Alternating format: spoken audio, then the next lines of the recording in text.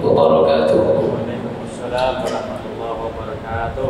Alhamdulillah, wassalatu wassalamu ala Rasulillah Muhammad ibn Abdillah wa ala alihi wa ashabihi wa mawalah.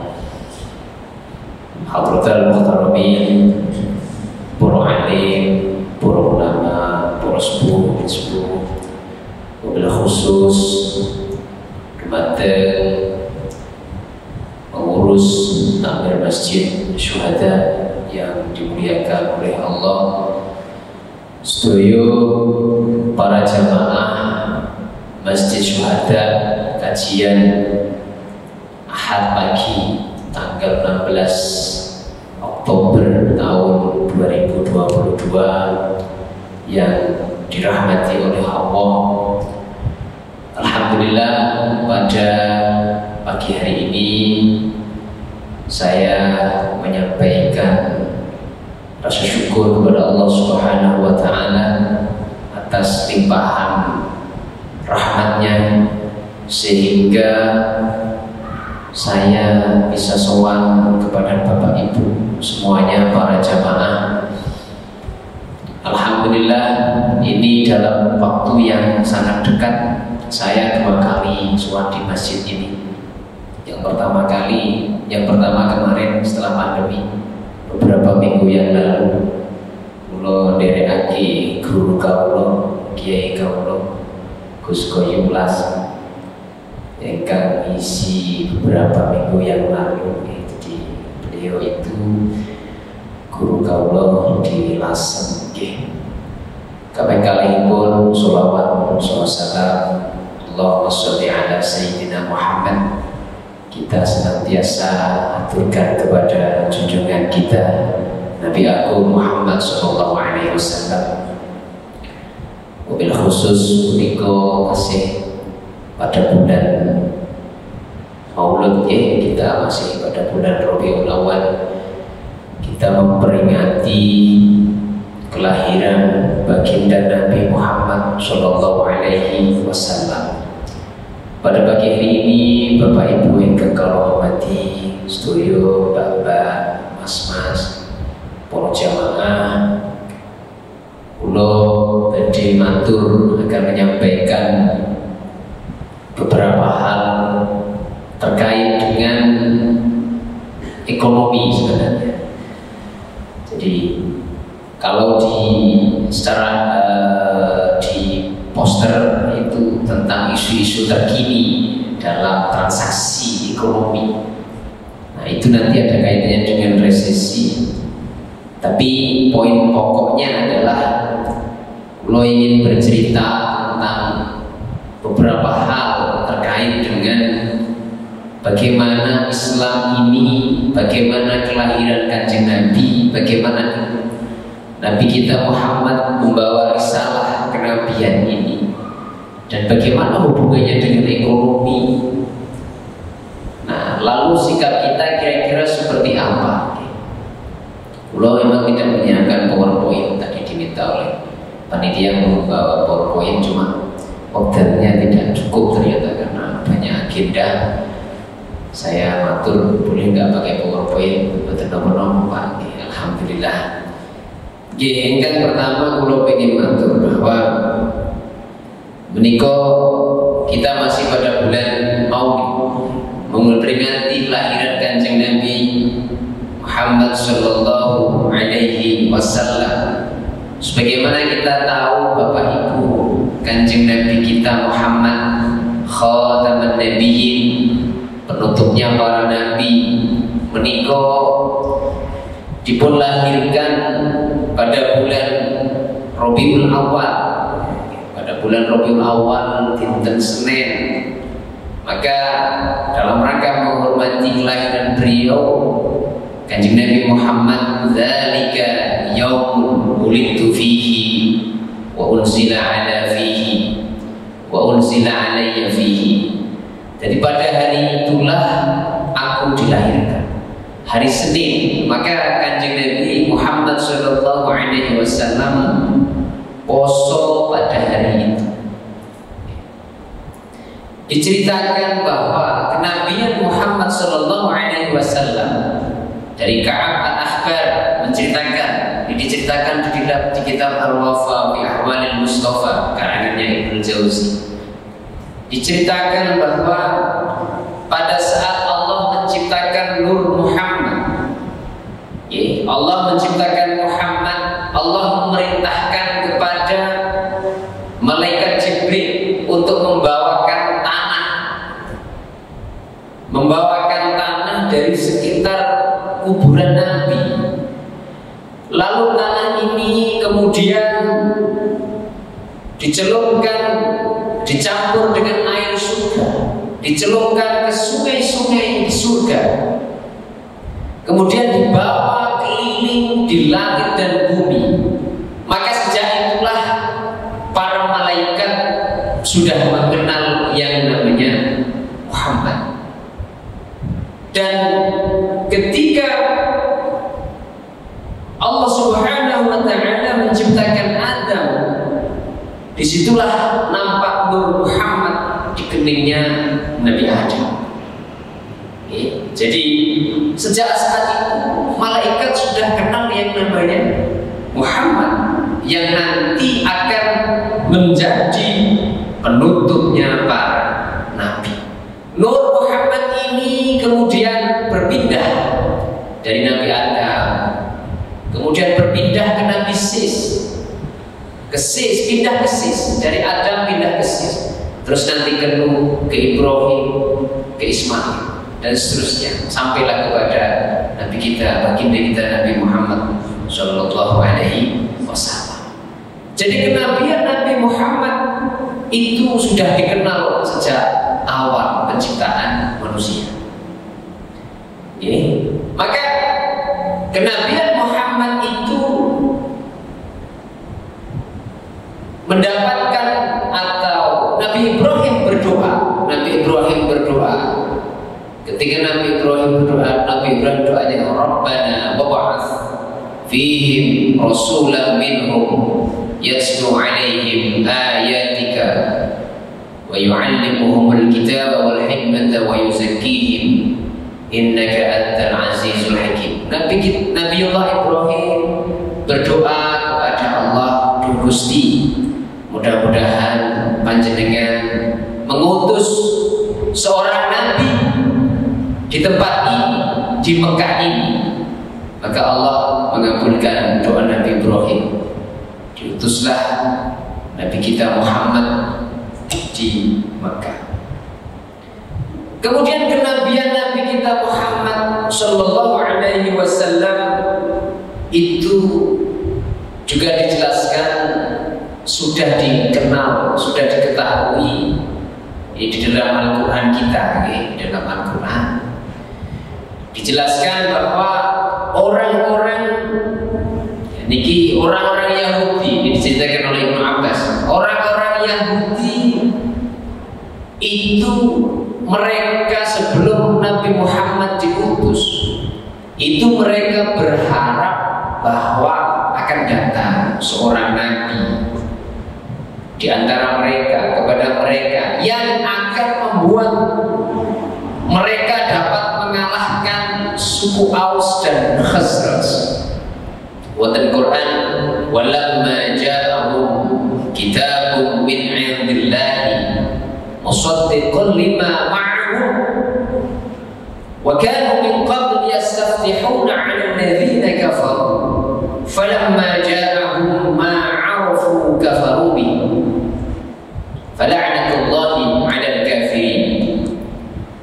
Jadi diceritakan di dalam ayat ini bahwa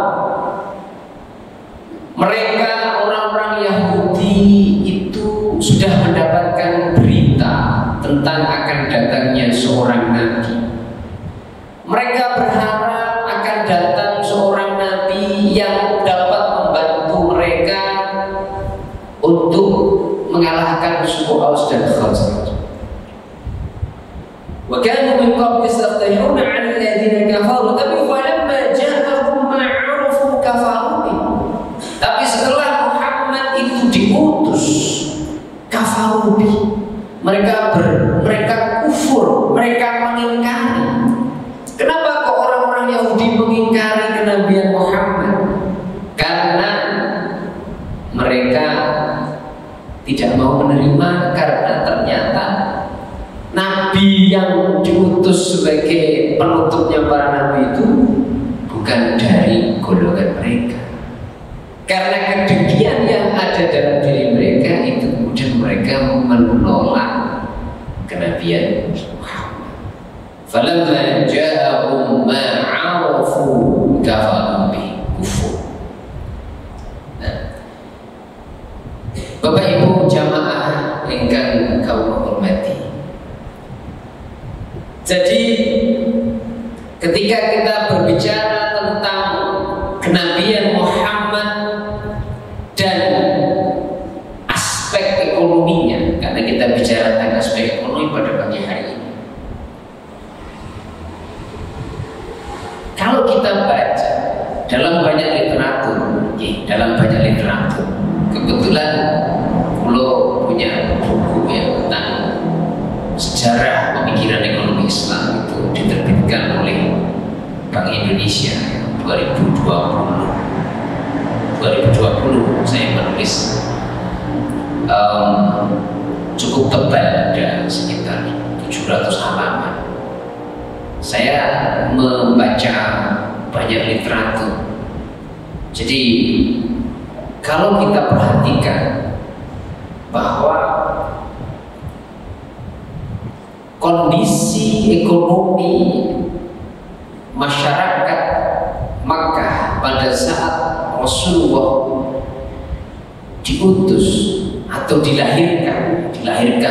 Jadi kalau kita lihat bahwa sebenarnya bangsa Arab kala itu bukanlah bangsa yang terbelakang, bukan.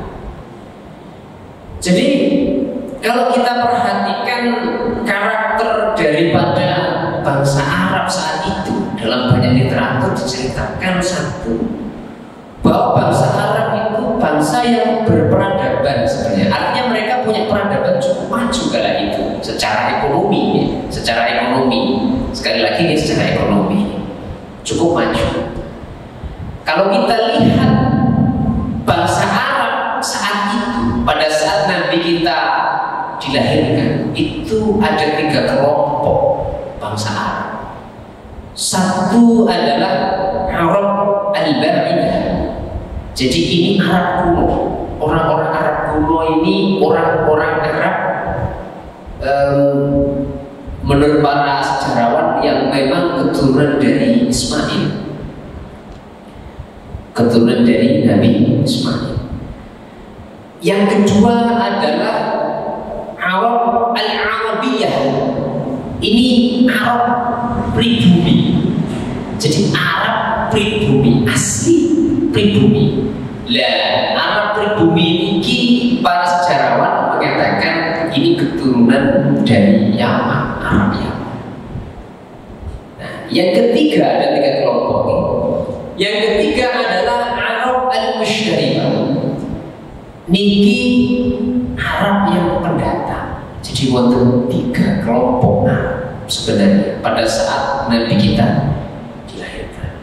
Karakteristik mereka itu sangat asobiah, sangat fanatik terhadap suku dan kabilah itu.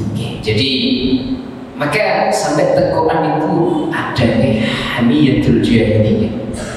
Jadi nopo niki karena asobiahnya itu membuat tradisi jahiliyah muncul. Karena uang itu nek terlalu fanatik, niku akhirnya ngilmune orang. Karena yang ada di kepalanya itu fanatismenya. Jadi fanatismenya itu mengalahkan kebenaran. Dia menolak kebenaran karena fanatisme, fanatik kepada partai ini, fanatik kepada partai. Coba panjenengan kita perhatikan hari ini orang-orang yang berdebat itu lucu gitu. Kalau kita perhatikan itu lucu, ada kelucuan yang dilakukan oleh orang sebenarnya. Kenapa? Karena fanatisme yang dibangun karena kelompok. Ya tentu saja dibangun karena takut kehilangan kejabatan, takut kehilangan pangkat, kedudukan, sehingga itu membuat mereka fanatik. Nah, tiang-tiang Arab itu fanatik itu salah satu ciri khas pada saat itu. Nah, itu. Kalau kemudian wonten napa niki tradisi membunuh bayi perempuan itu memang ada. Tapi sebenarnya mboten di semua kabilah di Arab. Jadi hanya ada di 1-2 kabilah yang melakukan itu. Karena punya anak perempuan ini dianggap aib. Aibnya kenapa? Karena aibnya itu karena faktor ekonomi, Bapak Ibu. Dianggap anak perempuan ini tidak mampu membawa kejayaan kabilah mereka. Sekali lagi ini faktor ekonomi mendominasi sebenarnya. Ya, jadi, nah kalau kita lihat dalam konteks ekonomi sendiri, bangsa Arab saat itu cukup maju sebenarnya. Jadi misalnya 200 tahun, bahkan 200 tahun sebelum Rasulullah Muhammad dilahirkan, itu orang-orang Arab sudah mengenal teknologi pertanian yang cukup maju pada zaman itu, sudah mengenal alat-alat pertanian yang cukup modern pada zaman itu tentu saja. Nah itu, dan sistem penggarapan tanah juga sudah berlaku cukup mapan. Ada sistem sewa menyewa tanah sudah ada. Sistem pembagian hasil pertanian, jadi antara penggarap dengan yang punya tanah sampun wonten. Termasuk skema pembagian hasilnya, skema bagi hasil. Jadi skema muzaroah dan mukhabarah itu sebenarnya tradisi yang sudah berlaku sebelum Islam turun. Juga ada skema-skema yang lain, yang berlaku pada masa itu. Dalam aspek perdagangan misalnya, dalam aspek perdagangan masyarakat Mekah itu masyarakat yang sangat maju. Maka kita mengenal bahkan pada zaman itu Mekah itu menjadi pusat perdagangan internasional. Jadi Mekah itu satu kawasan yang maju pada saat itu secara ekonomi. Kalau kita lihat secara geografis kan Mekah posisinya kan strategis, gitu. Jadi sangat strategis. Jadi Asia, Afrika, semuanya bisa. Nah itu sangat strategis. Nah karena strategis itulah, maka dalam banyak buku diceritakan 4 jalur perdagangan itu titik temunya lewatnya di Mekah. Gitu. Maka komoditas perdagangan yang ada di dunia pada saat itu banyak melewati Mekah. Nah itulah kemudian kenapa Mekah menjadi pusat perdagangan. Bahkan ekspor dan impor sudah terjadi pada zaman itu. Jadi itu banyak pedagang dari luar negeri datang. Itu sampai terjadi pada saat Islam kan. Pada zaman Islam misalnya Quran ya ayyuhalladzina amanu idza nudiya lis-sholati min yaumil jumu'ati fas'au ila dzikrillah wa dzarul bai'. Jadi disuruh meninggalkan jual beli. Kenapa? Karena pada saat itu Rasulullah SAW sedang khutbah di masjid, tiba-tiba ada pedagang dari luar negeri tiba, semuanya ambil. Jadi memang tradisi ekspor dan impor itu sudah terjadi pada zaman itu. Ya dan itu di bangsa Arab. Niku. Kemudian alat pembayaran. Alat pembayaran pada zaman itu menggunakan emas dan perak, menggunakan dinar dan dirham. Jadi dinar dan dirham itu uang yang memang sudah berlaku zaman sebelum Islam. Dinar dan dirham. Dinar itu mata uang Romawi, dirham itu mata uang Persia. Jadi dari nama kaisarnya, Kaisar Dinarius dan Kaisar Drahma. Jadi itu mata uang yang berlaku pada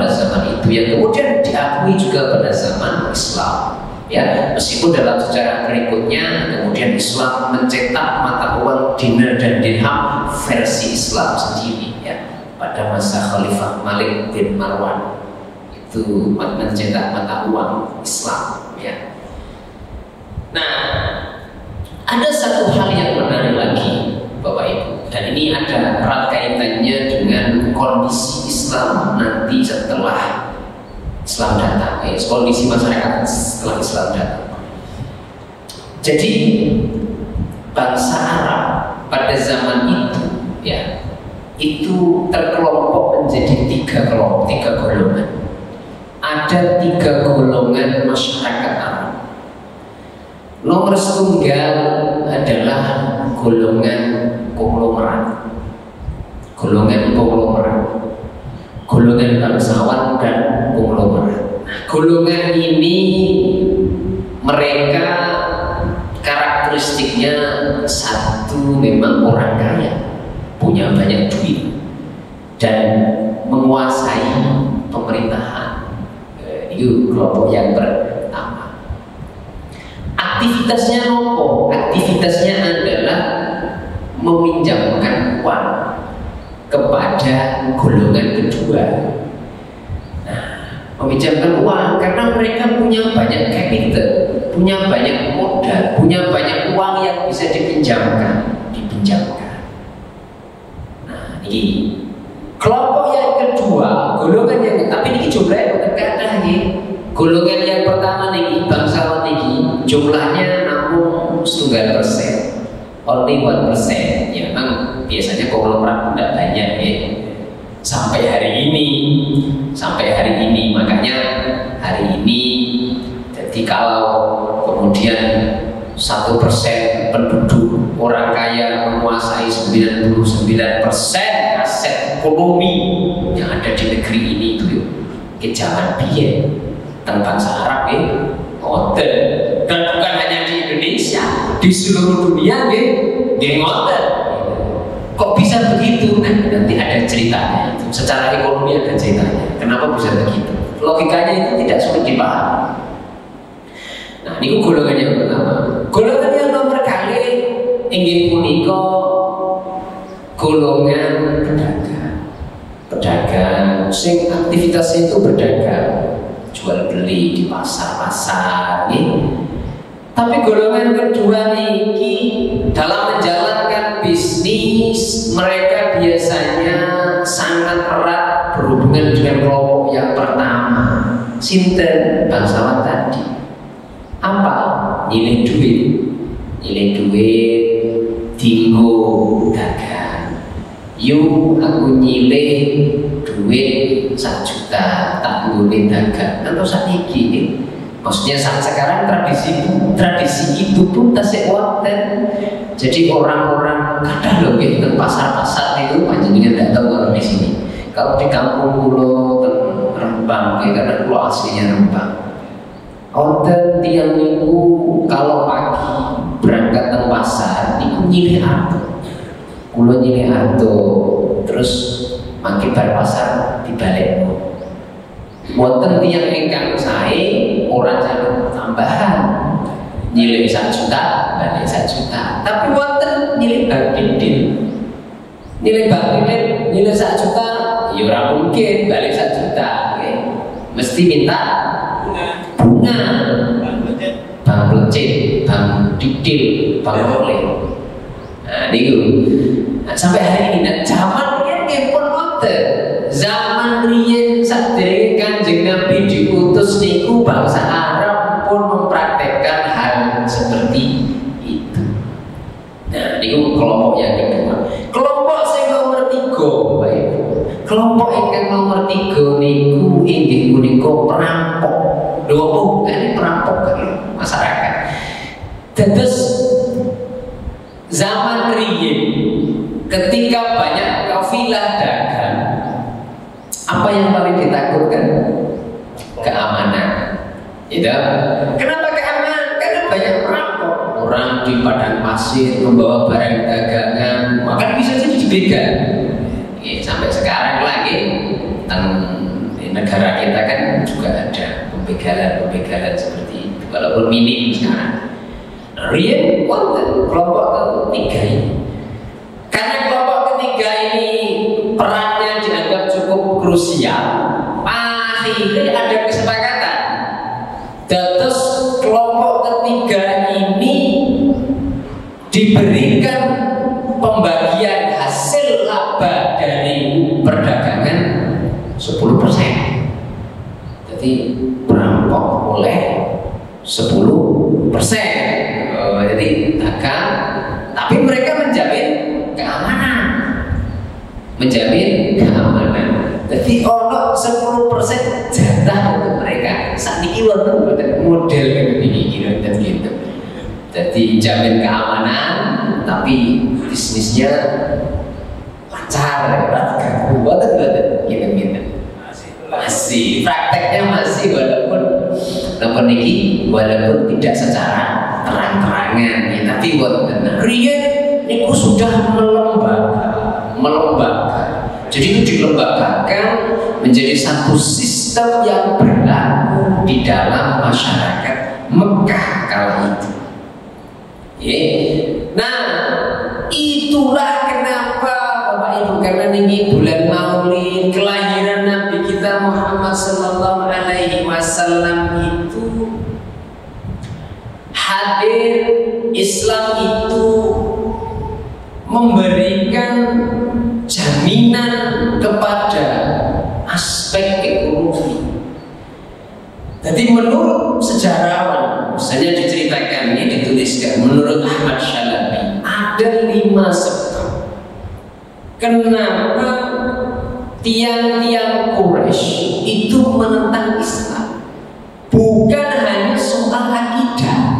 Kalau soal akidah, bukan hanya soal akidah. Menurut Ahmad Syalabi ada 5 faktor ekonomi yang mempengaruhi. Nomor setengah. Tiang Arab pada zaman itu tidak bisa membedakan antara aspek kenabian dengan aspek kekuasaan. Mereka menganggap seumpama mereka mengikuti ajarannya Muhammad, maka secara otomatis mereka harus tunduk kepada kekuasaan Muhammad. Dan ini mereka tidak mau.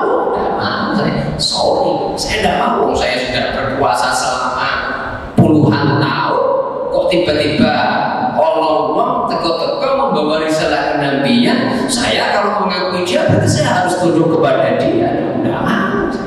Jadi nomor kali, agama yang dibawa oleh Muhammad, oleh Nabi kita Muhammad sallallahu alaihi wasallam, itu menyamakan kedudukan antara bangsawan dengan hamba sahaya. Tidak ada bedanya. Inna akramakum indallahi atqakum. Sing bedane niku takwane. Ora ngaruh. Mbok sampean bangsawan sing nopo ora ana pengaruhi di hadapan Islam. Nah, ini merusak tatanan sistem struktur sosial yang sudah terbangun lama. Nah, maka ini kemudian membuat orang-orang bangsawan itu menolak. Kalau kita baca sejarah kan yang terkenal lantang menolak kenabian Muhammad kan Wong Sugi. Gitu. Orang-orang kaya itu bangsawan-bangsawan Mekah, bangsawan-bangsawan Quraisy. Gitu. Nah, karena faktor ini. Yang ketiga, para penjual patung, kita tahu lah ya, zaman Nabi kita diutus itu kan banyak yang menyembah berhala itu dibuat mau muncul kiambak dibuat. Kalau dibuat berarti sinten sing buat pengrajin. Nek Islam iki kira-kira mengajarkan ketauhidan, menolak menyembah berhala, mengancam sosial, mengancam ekonomi sinten? Membuat patung kehilangan mata pencaharian. Nah, ini menolak. Banyak masyarakat yang menolak itu. Kenapa? Para pengrajin patung ini bahaya ini. Saya ini membuat patung, kok tiba-tiba kehilangan job saya. Nah, ini mengancam secara ekonomi. Nomor sekawan memang ajaran jenenge harta itu harus dinikmati oleh seluruh lapisan masyarakat. Maka Al-Quran wonten ayat kaila yakuna dulatan bainal aghniyai minkum. Jangan sampai harta, jangan sampai aset itu hanya dimiliki oleh sekelompok masyarakat tertentu. Maka teng ajaran Islam itu wong sugih iku yo oleh, tapi nek wis sugih dikon bayar zakat. Karena itu adalah ajaran bagaimana Islam itu melakukan distribusi kekayaan. Jangan sampai kekayaan hanya mengelompok di kelompok tertentu, di kalangan tertentu, tidak boleh. Ya, jadi ada zakatnya. Bahkan dibalik ajaran zakat itu ada makna ekonomi. Nah, nanti kalau jelaskan logikanya. Nah, ini karena 5 hal inilah, faktor ekonomi inilah kemudian tiang-tiang Quraisy menolak kenabian Muhammad, menolak ajaran Islam. Nah, kita tahu kan zaman saat diri dadi nabi, wong Arab itu seneng kali nabi, sakale Muhammad kan. Wah, dikenal wong ape kayak bocah ape, orang yang terpercaya, al-amin dan seterusnya. Begitu kan Nabi Muhammad membawa ajaran kenabian dimusuhi.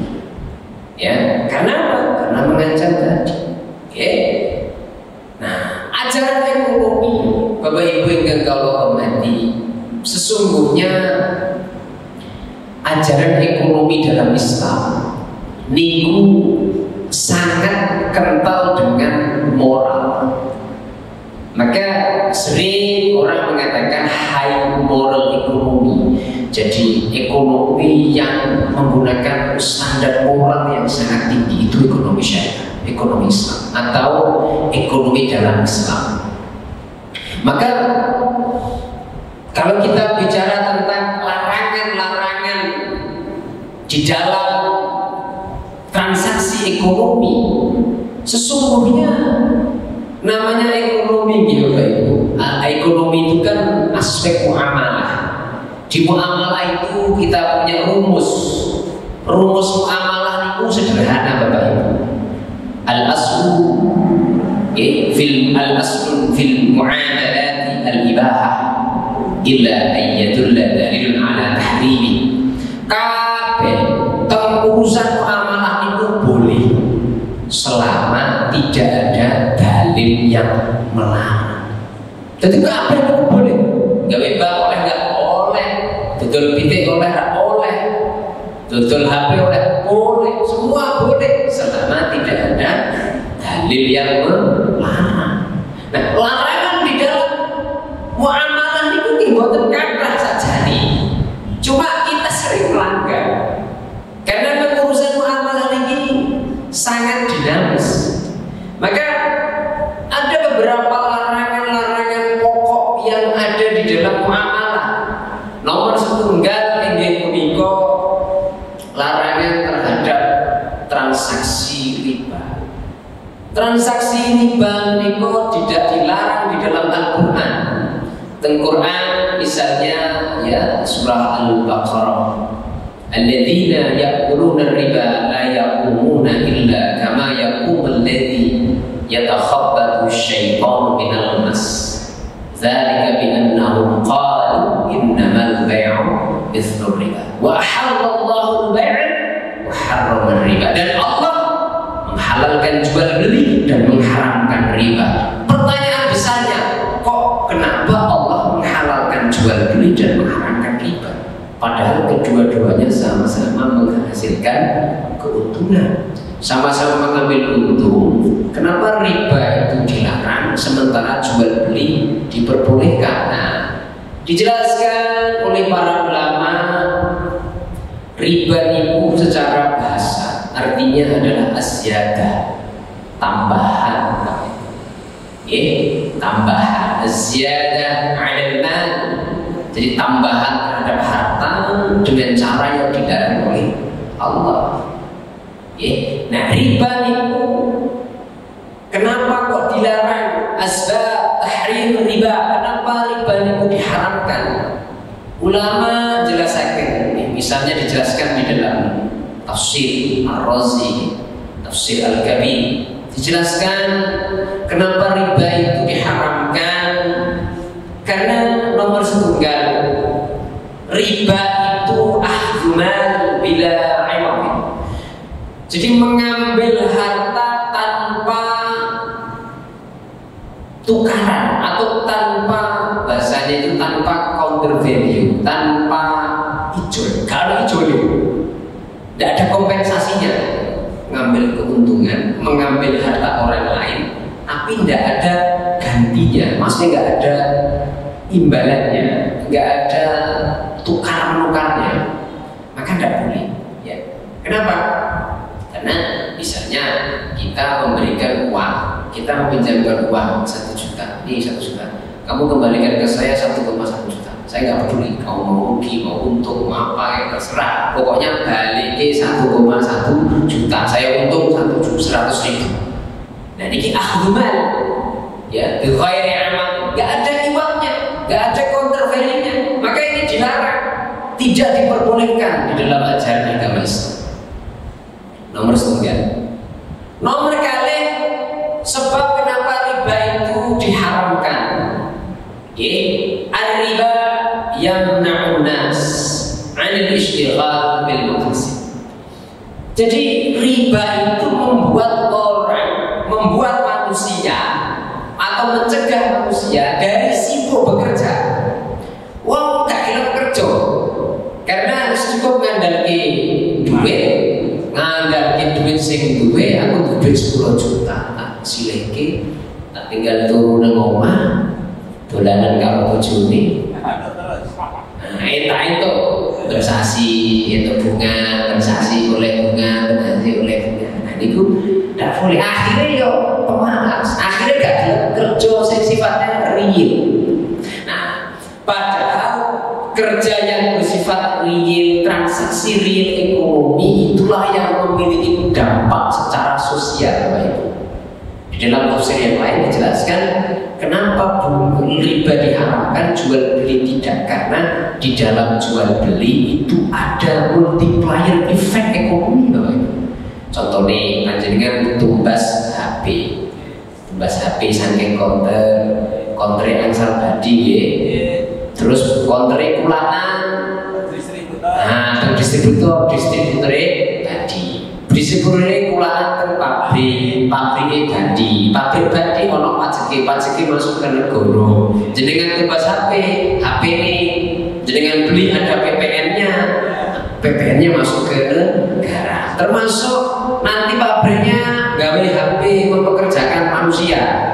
Nah, karyawannya dapat pekerjaan menghasilkan pendapatan bisa digunakan untuk menghidupi keluarga. Jadi itu multiplier effect dari yang namanya jual beli. Kenapa transaksi itu podo-podo oleh untungnya kok jual beli oleh sementara riba gak oleh? Nah riba aku gede sak miliar wis tak silih wong tangga-tangga terus. Aku ora peduli nek ditenakan bayar kok kowe kasih tak. Beli sih. Nah, iku mriki kathah nggih. Mriki kathah ya Bapak Ibu saestu. Hati-hati. Terus kada tonggo.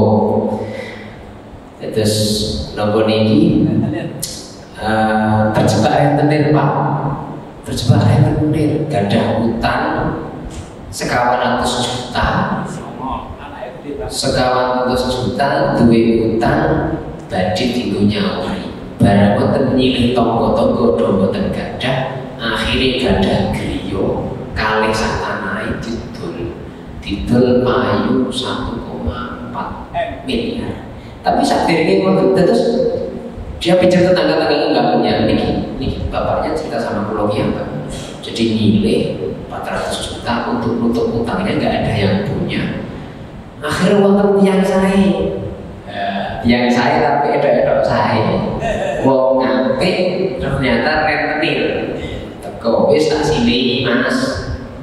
Tak silih jenenge utange pinten? 1.200 wis 400 tak silih yo. Balike 3 sasi. Tapi bertelung sasi engko omahe sampean dol balik ke 600. 3 bulan Pak. 3 bulan balik 600. 50%. Wah, 50%. Ngeri sekali. Ya karena dia terpaksa. Gimana lagi, daripada tidak bisa bayar, rumahnya langsung disita, mending dijual dia dulu terus dipakai bayar itu. Tenang, disabil. Pajak 1,4 dipakai mengembalikan 600, sisa 800 tinggi damel griyo pelit, pas griyo deso lebih murah dalam ya. Jadi niku terjebak rentenir. Nah, termasuk alasan yang nomor 3 riba dilarang adalah kenapa? Karena tradisi hutang piutang itu biasanya terjadi antara fakir dan aghnia, orang-orang kaya dan orang-orang miskin. Nah, masuk wong miskin ini terus dikei bunga. Nah, terus dia pakai bunga bank rame ini oke. Fatwanya macam-macam. Kalau betul bahas nanti kita nih.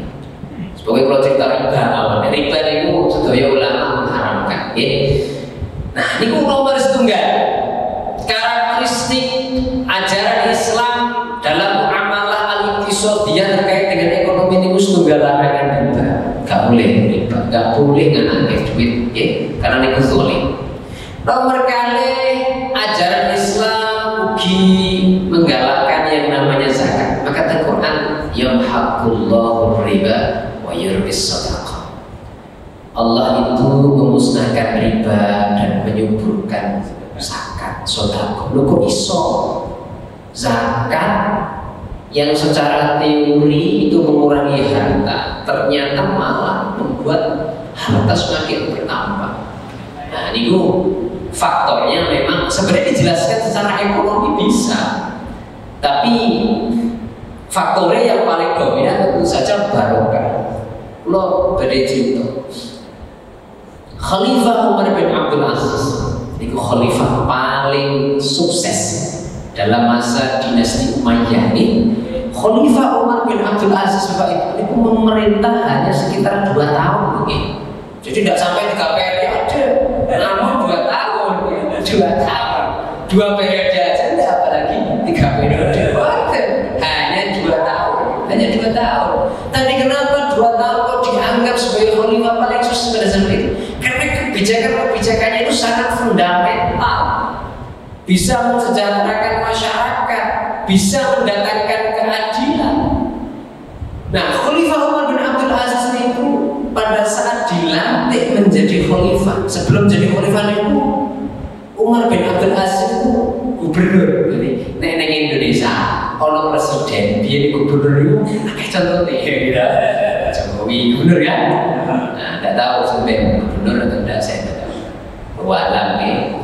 Nah, atau ketua DPR kita juga tidak tahu. Jadi, nah, Umar bin Abdul Aziz saat diri dados khalifah ini seorang gubernur kaya. Dalam satu riwayat diceritakan hasil keuntungan tanahnya saja setahun itu 40.000 dinar. 40.000 dinar banyak Pak. 4,25 gram emas kali 1 tanah 1 gramnya 1 juta. Berarti 4,25 juta kali 40.000 berapa miliar itu 1 tahun. 1 tahun. Jadi kaya raya sudah. Kaya raya. Nah, begitu dilantik jadi khalifah, Umar bin Abdul Aziz menyerahkan semua hartanya untuk Islam.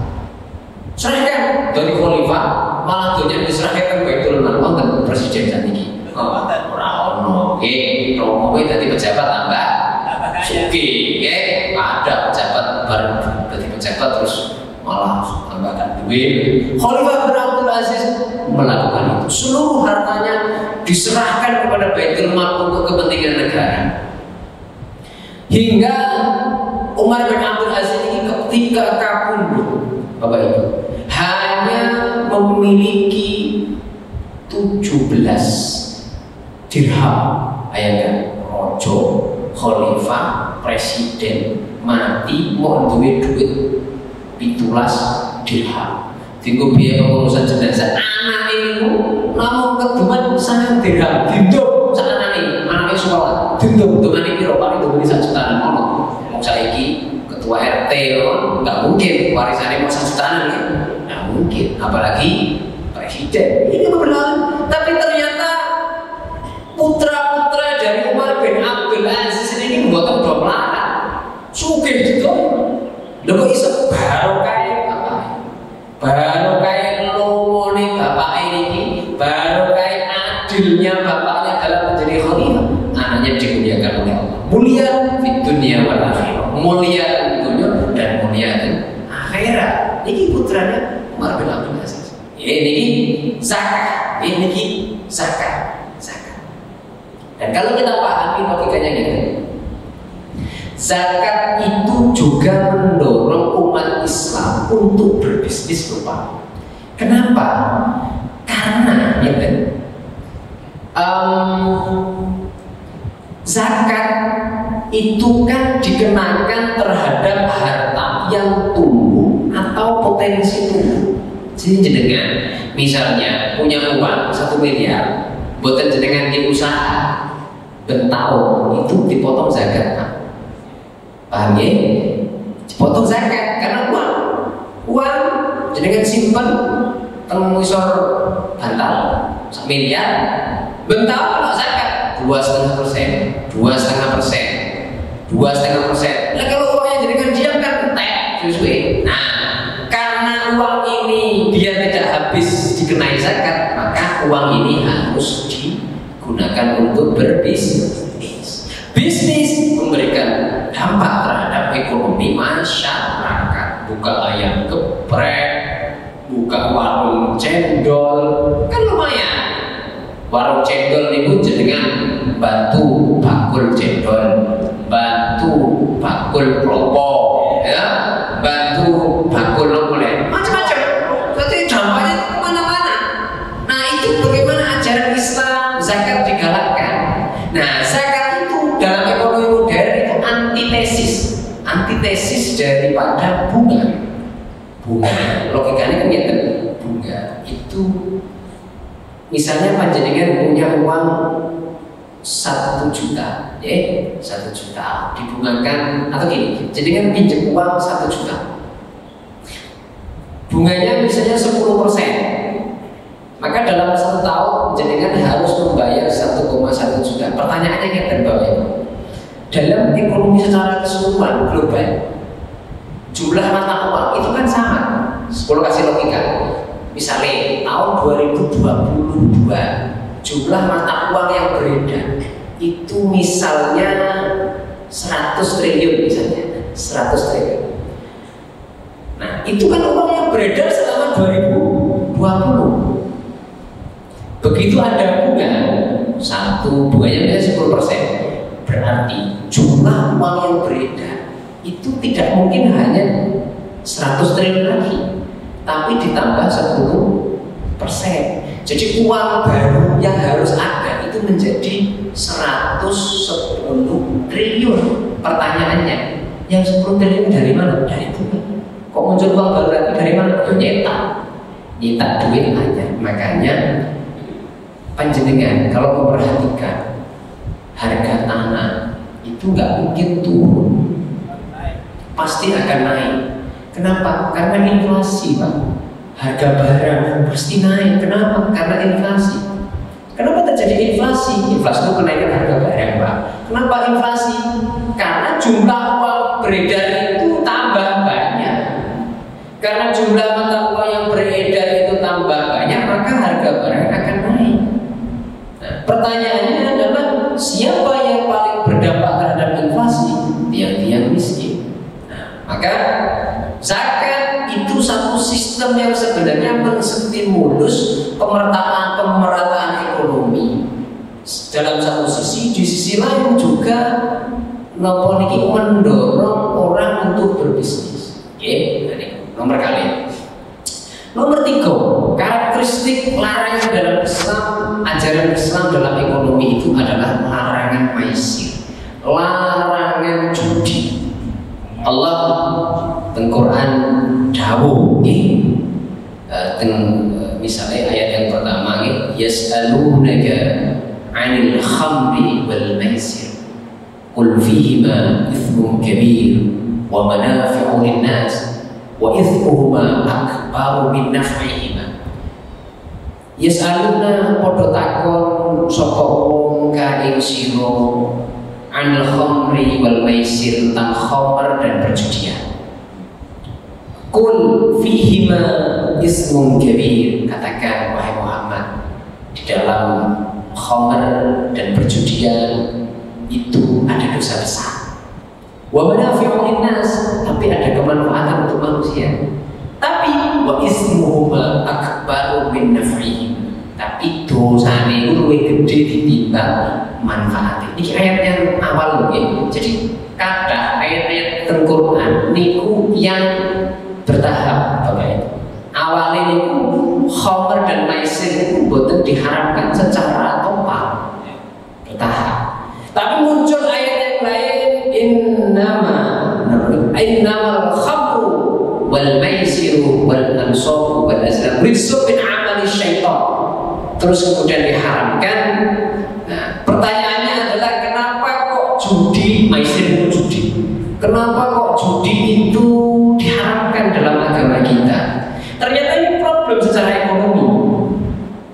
Oh, tidak tahu, jadi kan memahami. Jadi maisir itu problem secara ekonomi. Tidak ada ceritanya maisir itu menguntungkan, tidak ada. Bahkan sekalipun kepada yang menang sekalipun. Logikanya kenapa? Logikanya gitu. Maisir itu kan judi. Judi itu kan kalau dalam teori statistika, ini ngeten-ngeten kula niki orang ekonomi paham statistika. Jadi kelas ini kan buatan patek sering diundang ustaz aja. Karena aslinya itu ya buatan ustaz aslinya itu ya sebagai guru dosen dan win ngajar ekonomi lah, ngajar ekonomi keuangan. Jadi tentang ekonomi Pak itu teori probabilitas ya. Probabilitas itu ada. Nah, probability itu ada macam-macam ya, ada macam-macam. Nah, tapi yang namanya maisir itu salah satu ciri permainan yang sifatnya itu zero sum game. Zero sum game itu nol. Nek ono sing menang, ono sing nol. Ono sing menang mesti ono sing kalah. Enggak ada sama-sama cukup, enggak ada. Jadi gini, jadi ada dua orang judi ya, ada yang kalah, ada yang menang. Kalau panjenengan menang, pasti jenengan akan mengambil harta orang lain. Kalau jenengan yang kalah, panjenengan kehilangan harta. Jadi sama-sama ada yang kehilangan harta. Jadi sama-sama ada yang kehilangan. Kalau enggak jenengan, ya orang lain. Ya, itu logikanya. Nah, penghilangan harta dari salah satu kelompok, apakah itu yang menang ataupun yang kalah, itu membawa dampak buruk terhadap ekonomi. Kalah judi, sing kalah mesti jadi melarat, keluarganya bocah kacir, cerai kalau berjudi. Tapi nggih wonten dosa ini. Pilihan lurah misalnya nggih, pilihan lurah itu ya tinggu judi sampai misalnya kira-kira sing menang sapa? Mboten hanya sing menang Pak. Engko sing tentu pertama itu pari opo telo. Iku yo dienggo judi. Sembuh. Niku wonten sampai pilkada, pilihan bupati tinggal judi. Wali kota dan tetek Islam. Itu dilarang betul. Kenapa? Karena secara ekonomi zero sum game itu ada yang menang, ada yang kalah. Kalau jenengan yang menang, jenengan membuat orang lain jadi miskin. Kalau jenengan yang kalah, jenengan miskin sendiri. Jadi sama-sama menimbulkan kemiskinan. Makanya tidak diperbolehkan di dalam syariat ajaran kita. Dan itu pasti innama yuridu syaitan ayyuki'a bainakumul adawata wal baghdha'a fil khamri wal maisir. Dalam maisir itu pasti akan menciptakan permusuhan. Sing kalah mesti mangkel. Terus niku maisir dalam nopo niki perjudian. Tidak boleh. Dan transaksi hari ini kata ingkang nopo niki mengarah kepada perjudian, ya. Mungkin panjenengan bertanya, kalau dagang saham ibu judi boten nggih. Judi niku napa niki dagang saham, jual beli saham niku judi boten nah niki jen ulama niku nggih kathah nggih benten-benten nggih. Tapi fatwa yang berlaku hari ini, saya pakai fatwa yang tengah-tengah saja lah. Kalau fatwa pribadi atau fatwanya ormas kan beda-beda. Tapi fatwa misalnya saking MUI, jual beli saham itu boleh. Jual beli saham itu boleh dengan syarat satu, saham yang diperjualbelikan adalah saham perusahaan yang core bisnisnya tidak bertentangan dengan syariat. Misalnya jenengan beli sahamnya jarum tidak boleh. Meskipun rokok niku nek cara NU belum haram nih. Antum sing ngarani boleh juga, tapi fatwanya DSN itu tidak boleh. Terus misalnya sahamnya perusahaan minuman keras, tidak boleh. Sahamnya perusahaan yang bergerak dalam bidang perjudian, tidak boleh. Kalau sahamnya klub sepak bola boleh, sahamnya Indomie boleh, sahamnya Unilever boleh, karena Unilever nggak beli sabun, odol, dia tidak buat produk yang bertentangan dengan syariat. Gitu. Itu fatwa. Nah, niku judi kalau itu tidak boleh. Nah, larangan berikutnya adalah gharar. Gharar itu uncertainty, ketidakpastian. Nah, gharar tentu saja macam-macam. Tapi secara umum wonten dua jenis gharar. Ada namanya jual beli kan, unsur gharar itu ada. Tapi ada gharar yang sifatnya itu gharar fahish, ada gharar yang yasin. Gharar itu ketidakpastian bu.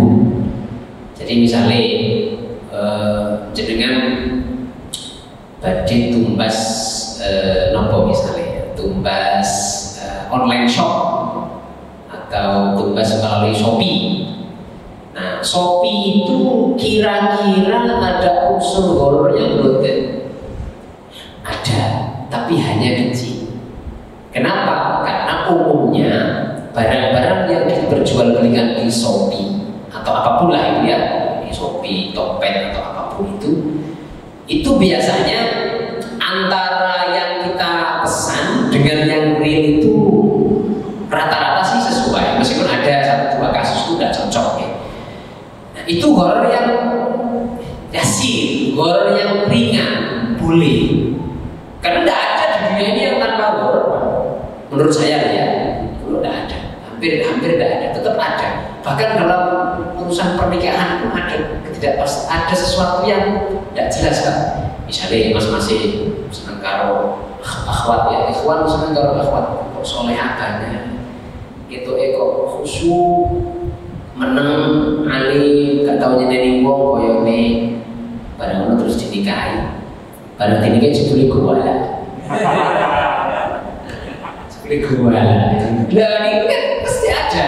Kan tidak mungkin semua informasi tentang seseorang kita ketahui semua. Itu apa? Itu gharar. Dan tidak mungkin kita harus tuwakoni kan. Tuwakoni sampean sepatutnya umur piro aja. Sepatutnya umur piro, bapak iso jenenge pekerjaane opo. Sampean ibu apa pirang sih. Terus sampean hobine opo? Mangan nek iso piye, nek bengi piye, wakol kabeh. Langsung gak baik. Mas sampean boleh wong piye, Mas? Kakek takut. Jadi unsur gharar pasti ada. Ya, unsur gharar, tapi itu gharar yang yasin. Termasuk dalam transaksi muamalah juga ada. Transaksi jual beli misalnya ada juga.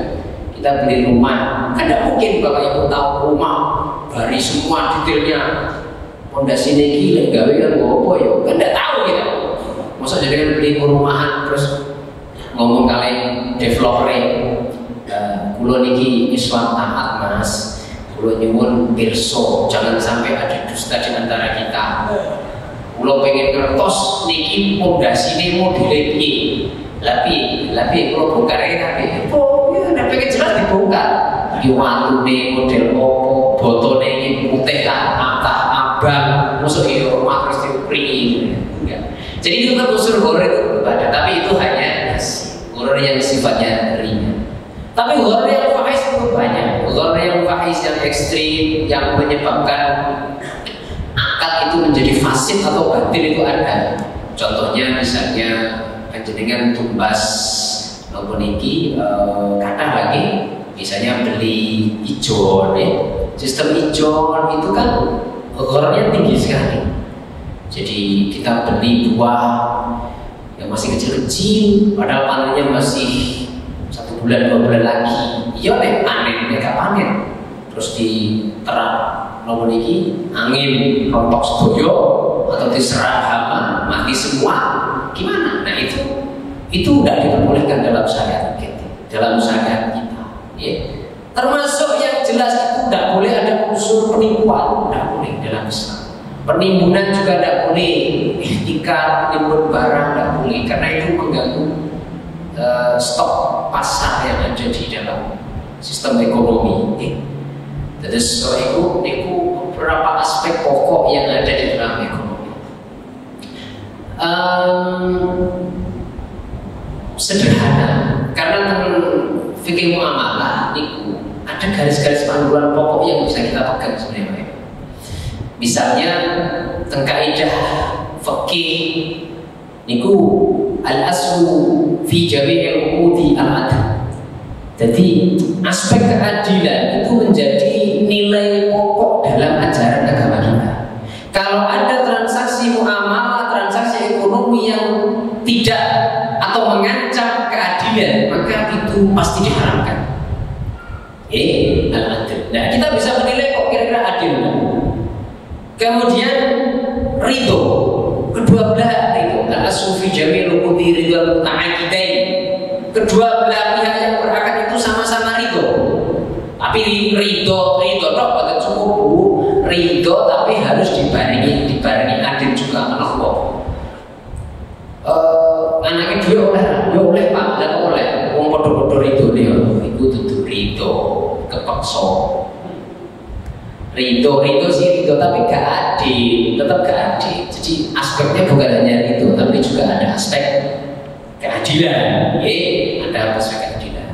Nah, Bapak Ibu yang dihormati, terakhir kita tahu 2023 menurut Mas moderator MC itu resesi ekonomi itu sudah dipastikan.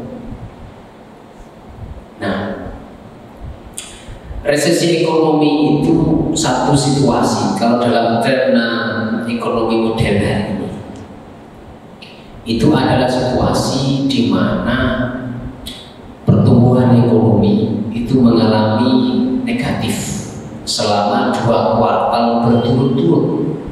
Nah itu by definition itu sudah dianggap sebagai resesi. Nanti setelah ada resesi biasanya wonten depresi, depresi ekonomi dan resesi ekonomi.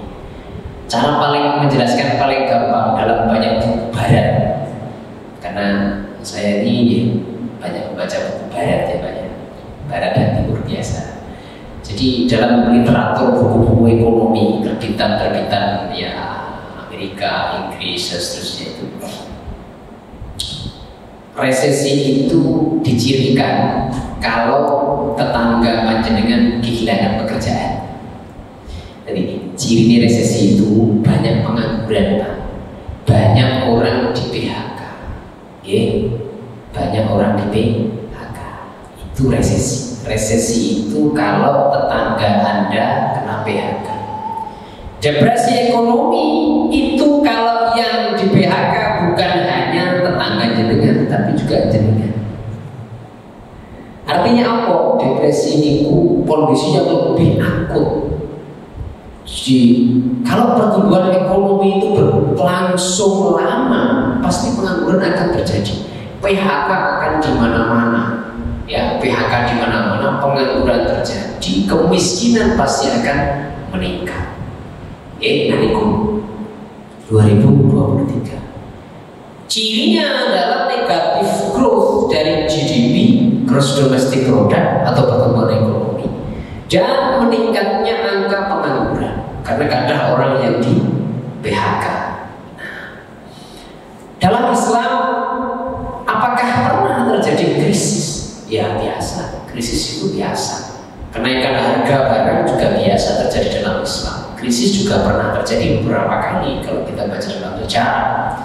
Tetapi dalam konteks hari ini menyambut 2023, ada beberapa kondisi yang memang cukup challenging ya di 2023. Itu kondisi ekonomi dunia sedang terpuruk.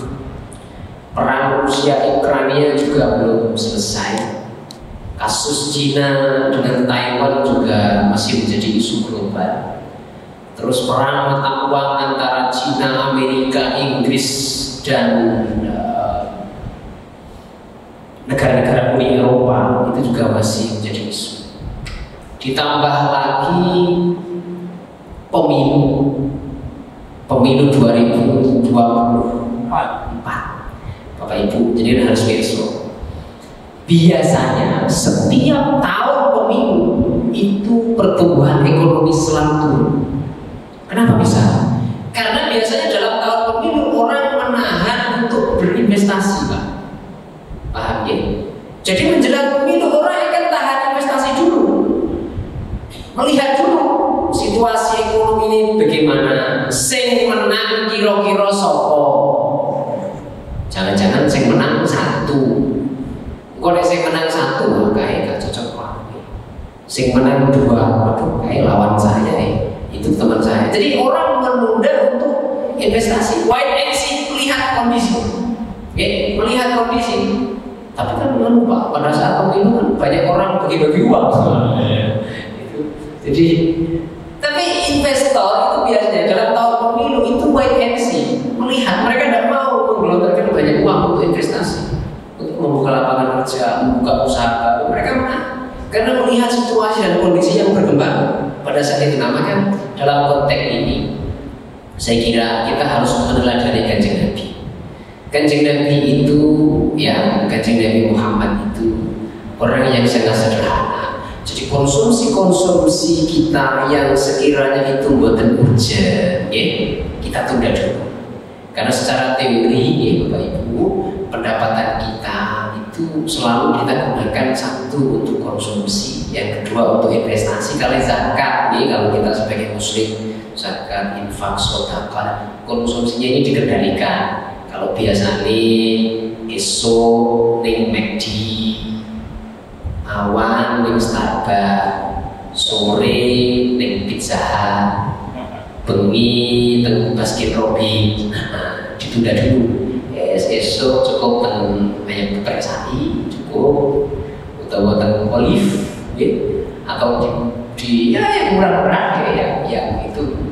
Tapi terus konsumsinya dikendalikan karena itu untuk saving, untuk saving kita, dan itu dianjurkan dalam ajaran agama kita, ya. Kulu washrobu wala tusrifu, makan dan minumlah, tapi jangan berlebihan. Saat inilah kita harus menyikapi itu, tahan konsumsinya dulu. Itu pernah dicontohkan juga pada zaman Nabi Yusuf.